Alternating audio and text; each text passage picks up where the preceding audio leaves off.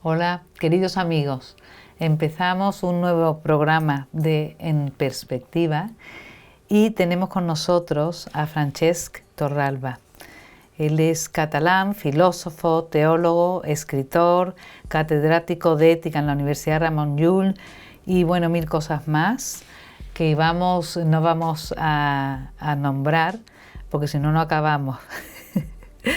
Pero bueno, hoy lo tenemos con nosotros para hablar de un tema muy interesante y actual estamos en el tiempo del posthumanismo.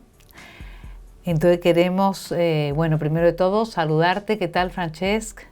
Muy bien, gracias por la invitación y por el diálogo que vamos a tener. Eso es. Pues nos interesa mucho que en principio nos explicaras qué entendemos por posthumanismo.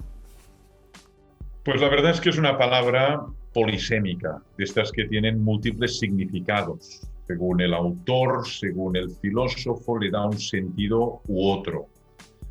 Yo le he podido contar lo que para mí es el posthumanismo, ¿no? Es lo que viene después del humanismo. La partícula o el prefijo post indica después, lo que viene después, ¿no? El humanismo sabemos que es esa tradición que tiene como centro de gravedad el reconocimiento de la dignidad inherente de la persona. Y el humanismo es propio pues, de la tradición griega, de la tradición judeocristiana, de la tradición católica, el reconocimiento del valor, de la dignidad inherente de todo ser humano.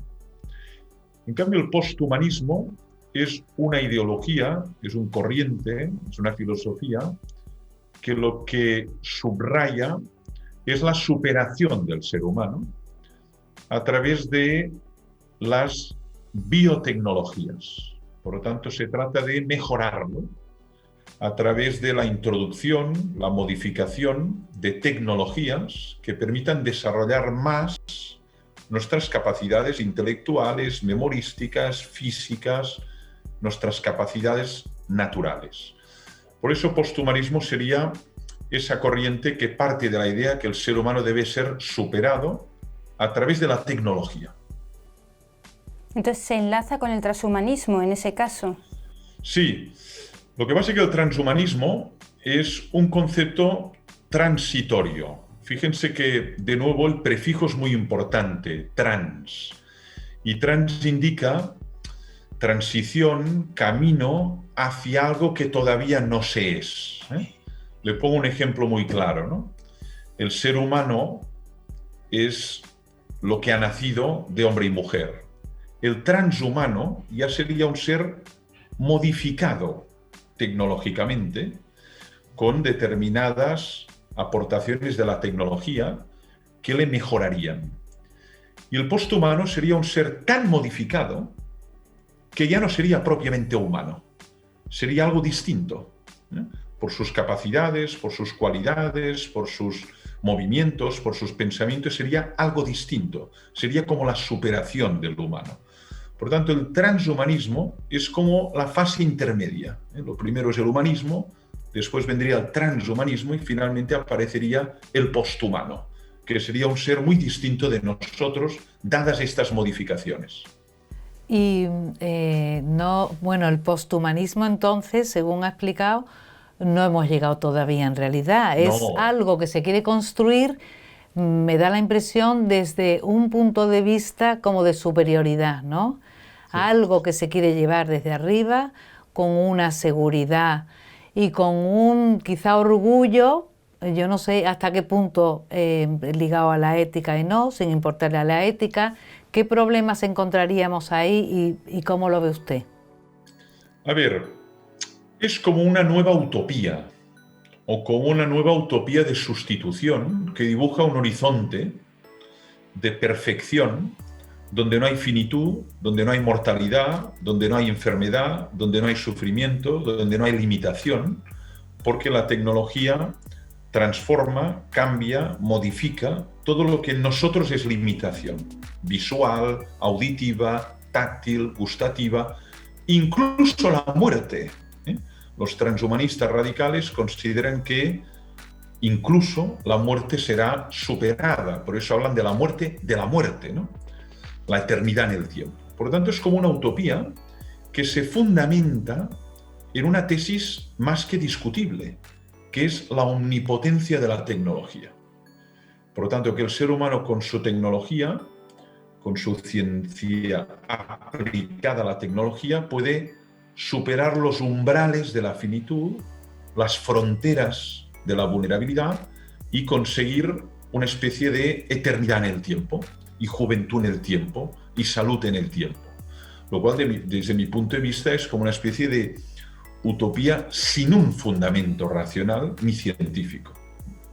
Porque además, me imagino que todo está en aras a la libertad, a la superación, a la felicidad. O sea, serás mejor hombre porque no vas a morir, no vas a sufrir, pero en realidad esa libertad se coartará. Si dependes de la tecnología, primero, no es omnipotente, claro. Primero, esa tecnología, ¿quién la lleva, quién la dirige, quién la coordina? Porque ya no eres tú el dueño de tu tecnología.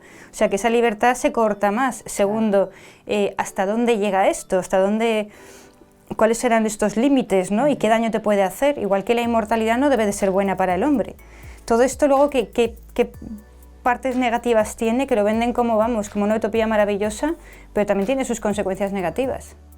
Hombre, la primera es que todo esto tiene un coste. Es decir, la tecnología no es gratis. Las aplicaciones tecnológicas, las introducciones biotecnológicas en nuestro cuerpo que nos capacitarían para tener más memoria o más imaginación o más resistencia al frío o más tolerancia al cansancio, todo esto tiene un coste y por lo tanto fácilmente se produciría una discriminación económica, ¿no?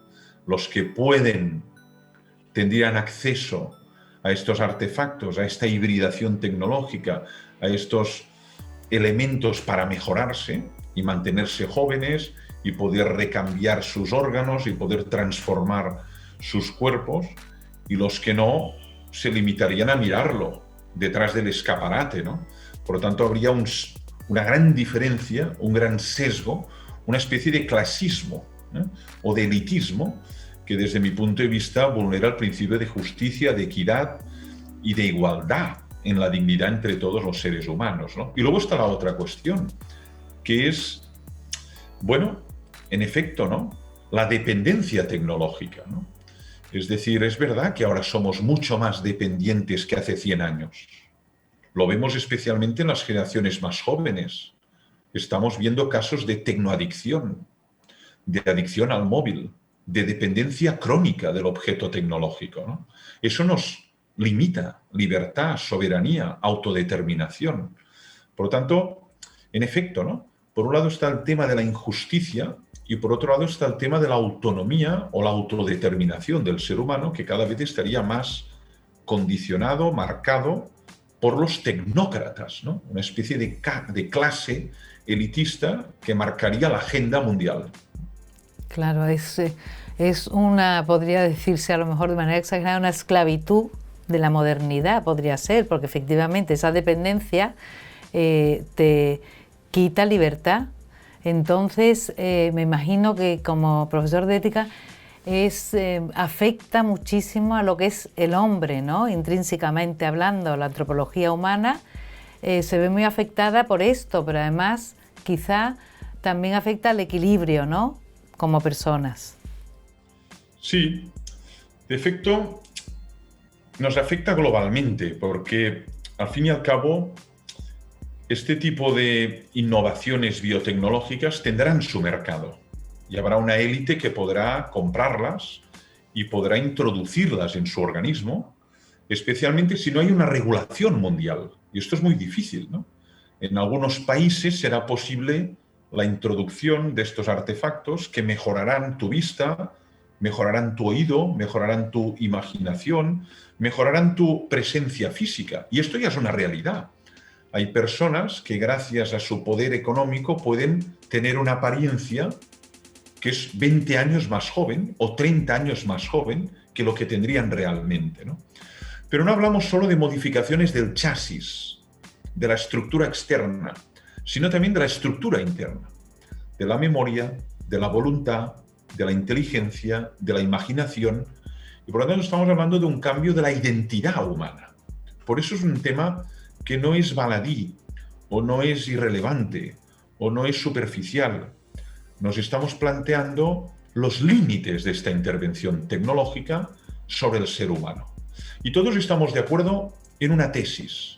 La tecnología debe ayudar a curar, a mejorar y a paliar todo tipo de sufrimiento y de carencia. Si un niño nace con una pierna y con una prótesis que se ha construido bioingenieros puede andar, esto es un deber moral, porque mejora su calidad de vida, puede andar, puede jugar con los otros y no tiene que estar sentado permanentemente. Pero la pregunta es otra, es mejorar nuestras capacidades naturales con artefactos tecnológicos. Y eso sí que es algo que ya rompe la identidad humana, que por definición es mortal, es finita, es vulnerable, es contingente y es carnal, ¿no? Y eso es algo que desde el transhumanismo quiere ser superado. Por lo tanto, un nuevo hombre y una nueva mujer posthumanos que tengan unas cualidades que ningún ser humano ha tenido, como por ejemplo la de vivir eternamente. Cuando además partamos de la base de que es posible, que puedes comprar el vivir eternamente, el no tener dolor.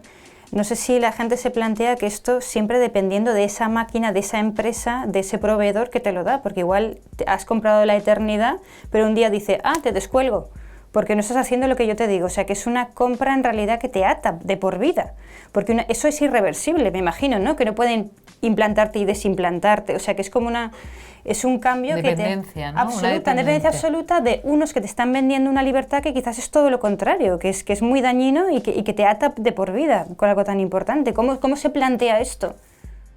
Bueno, se plantea siempre como una opción fundamental que la persona puede elegir, puede decir sí o no, y que por lo tanto los transhumanistas liberales dicen no se puede obligar a nadie, por ejemplo, pues a mejorar, qué sé yo, ¿no? Pues su capacidad memorística, ¿no?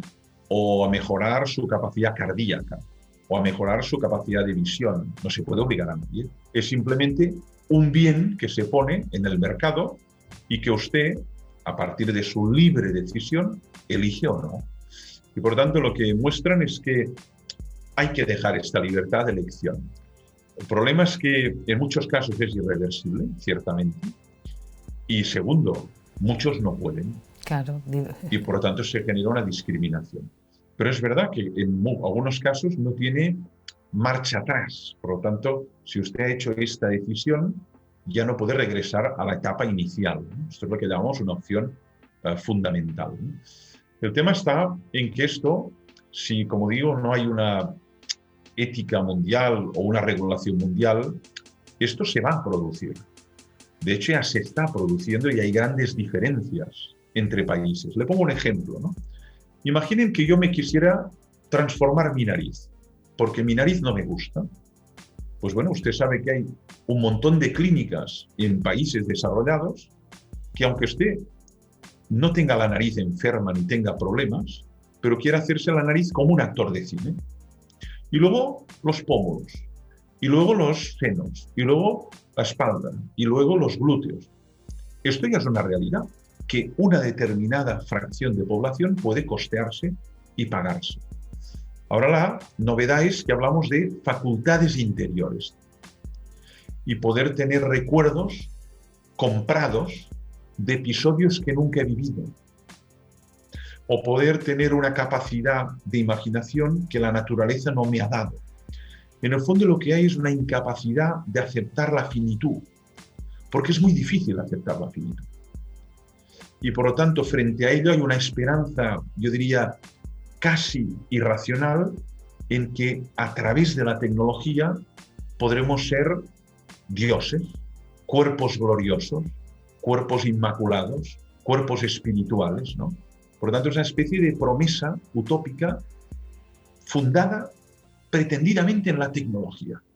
Y esto para mí es lo más discutible, porque es suponer mucho de nuestras capacidades tecnológicas.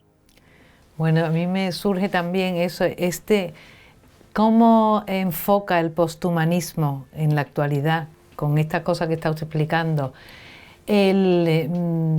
Los lobbies y toda la presión que hay por dar derecho al aborto, por ejemplo, o sea, contra la vida misma, ¿no? Incluso destrucción de la familia donde ha nacido la vida, con este progreso al que llaman ellos, ¿no? Y de posthumanismo. Entonces hay vida que no vale y vida que sí vale. ¿Cómo se selecciona eso? ¿Cómo lo orientan? A ver, aquí hay como varias líneas. Hay algunos transhumanistas que lo que defienden es que uno solo puede decidir por lo que respecta a él. Por lo tanto, si usted quiere cambiarse la nariz, adelante. Si usted quiere cambiarse el color de ojos, adelante. Si usted quiere cambiarse la pigmentación de la piel o ponerse más cabello porque ha perdido mucho con el tiempo, adelante. Esta es una línea. Otros, en cambio, ya defienden incluso mejorar al que nacerá. Por tanto, a los hijos. Por tanto, al nasciturus. Lo que significa legitimar que los padres puedan alterar cromosómicamente a sus hijos para que sean más capaces, más fuertes, más robustos, más inteligentes, más competitivos, más inteligentes, ¿no? Y eso sí que ya es ingerirse en la estructura de otro ser humano que, aunque sea su hijo, no es propiedad. Nunca es propiedad, aunque sea su hijo. Es un sujeto de derechos que uno no puede decidir si quiero que sea blanco o negro, que tenga el pelo rizado o el pelo liso. Tiene que aceptarlo como su hijo, a pesar de sus limitaciones y características. Pero hay dos líneas. Algunos solo defienden uno puede automodificarse a sí mismo si así lo desea, y otros, en cambio, consideran que ser buen padre y ser buena madre significa poder alterar y mejorar al nasciturus a través de las biotecnologías. Es un poco escalofriante, bueno, bastante diría yo, ¿no? Es de película de ciencia ficción, tal cual. Un terreno tremendo, porque claro, entonces yo lo veo muy distante a lo que es la felicidad del ser humano, es decir, es un juego a ser dioses, ¿no? Esto es lo que se ha dicho, y es verdad, ¿no? En el fondo es intentar convertir la realidad en mis deseos. Hubiera querido tener un hijo muy alto, no te preocupes, lo puedes tener. Hubiera querido tener un hijo que hablara 5 lenguas, no te preocupes, lo puedes tener. Me gustaría tener un hijo varón, no te preocupes. Mujer, no te preocupes, alteraremos el cromosoma X, Y y lo tendrás. Es una cuestión de alteración de 2 cromosomas, X y Y, ¿no? Piensen lo que pasó en China, cuando por primera vez un científico alteró cromosómicamente unos gemelos para hacerlos más resistentes a una enfermedad y que por lo tanto no la pudieran contagiarse o no la pudieran sufrir, ¿no? Eso fue objeto de muchas críticas, ¿no? Porque claro, en el fondo es introducir biomejoras en el nasciturus, pero integrando, alterando su estructura más íntima, su identidad más íntima, ¿no? Y eso es lo que es más que discutible, ¿no? Por supuesto que también es discutible que uno pueda alterar su propia corporeidad, pero la de otro ser, aunque sea su hijo, la de otro ser, eso sí que es ingerirse en la estructura del otro. Y aquí uno tiene que respetar esa identidad, acogerla, amarla, cuidarla, tal y como es. Y aceptarla tal y como es, por difícil que sea. Claro, lo que pasa es que tú en el momento que no respetas la vida y el aborto se convierte en un derecho, no respetas la vida porque en realidad ese nasciturus es que estás manipulándolo. Entonces estás metiéndote en un terreno que no sé en el posthumanismo cómo lo enfocan, pero ¿dónde está la felicidad? Porque el hombre siempre tiene una dimensión espiritual, como dice San Agustín, que hasta que no descansamos hasta que llegamos a Dios, ¿no? Entonces, eso lo tenemos nosotros por convencimiento, pero y también otras personas, aunque no sean cristianos, de pensamiento cristiano. Pero ¿cómo enfocan la felicidad? Porque el hombre va a estar vacío, es decir, es que ahora mismo el índice de suicidios está aumentando en nuestros jóvenes. Entonces, esa utopía ahí no cabe, esa felicidad no se va a conseguir, ¿no? Es un problema que va a haber en todo ese nuevo género dentro del posthumanismo, ¿no? Sobre todo porque va a generar una gran frustración colectiva, un enorme sentimiento de frustración. ¿Por qué? Porque a pesar de todo el desarrollo tecnológico, somos seres vulnerables y frágiles. La pandemia lo ha puesto de manifiesto como nunca. Ha sido una cura de humildad de primer orden para la humanidad. Que un virus tan pequeño, tan insignificante, haya alterado toda la agenda mundial de empresas, eventos deportivos, eventos familiares, eventos académicos, religiosos, que hayan perecido tantas personas y tantas hayan sufrido, pone de manifiesto nuestra extraordinaria fragilidad como condición humana, ¿no? Entonces, claro, prometer algo tan ilusorio, que es tus deseos de inmortalidad, tus deseos de eternidad, se harán realidad a través de la tecnología, esto lo que genera es una frustración enorme, extraordinaria, ¿no? Y además, lo vemos muy frecuentemente, ¿no? A veces las personas más felices no son las más perfectas anatómicamente y fisiológicamente. Yo conozco muchas personas felices que no tienen un cuerpo 10, ni tienen una mente brillante, ni tienen una memoria de elefante, ni tienen una visión del águila. Y sin embargo son felices. Por tanto, la idea de felicidad que hay en el substrato del transhumanismo es más que discutible. Porque parten del siguiente supuesto: si puedo hacer realidad mis deseos de eternidad, de perfección anatómica y fisiológica, seré feliz. No es verdad, no es verdad. La felicidad va por otro lado, va por la donación, va por la comunidad de amor, va por el sentimiento de ser reconocido, de ser aceptado, de ser querido, de ser sostenido, de que mi vida tiene algún sentido y algún valor y aporta algo a la sociedad. Y por tanto no va unido necesariamente a la perfección física o a la perfección emocional o a la perfección anatómica de una persona. Es un error concebirlo así. Yo creo que con esto que con esta última intervención deja claro que aunque el posthumanismo, el transhumanismo sea algo actual, moderno, que muchas veces nos embauca porque hay gente pues, que toda la ciencia, bueno, ya parece que es lo fundamental, que hay ciertas cosas por las que no debemos dejar engañarnos, ¿no? Entonces me gustaría ya, en los 3 minutos que quedan, que diera una serie de flashes como para que nos hagan estar alerta en lo que no debemos de dejarnos llevar, aunque sea actual. Pues el único flash es desarrollar el pensamiento crítico, la capacidad analítica, no dejarse seducir por utopías sin fundamento científico y no dejarse seducir por ideologías que prometen el cielo en la tierra, porque simplemente generan frustración.